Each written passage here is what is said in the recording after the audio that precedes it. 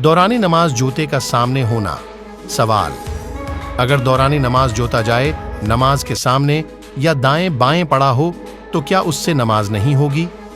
मेरी ज़ौजा जो बरेलवी मसलक से हैं अकीदा रखती हैं कि नमाज नहीं होती, इस हवाले से वजाहत फरमा दें।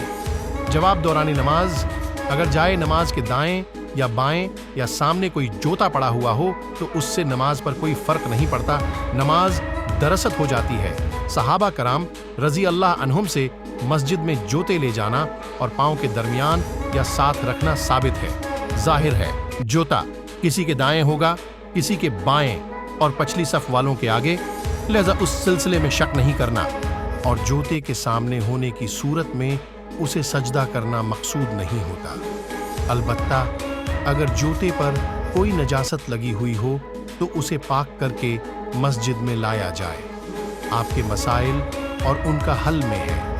सिर्फ मस्जिद में लोग अक्सर अपने जूते सफ़ों के आगे रखते हैं और उमूमन जब लोग सजदा करते हैं तो आगे जूते पड़े होते हैं। ऐसी सूरत में नमाज होती है या नहीं? जी, नमाज हो जाती है।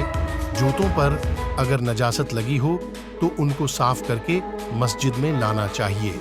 अस्सलाम वालेकुम, please subscribe my channel. Support में शुक्रिया।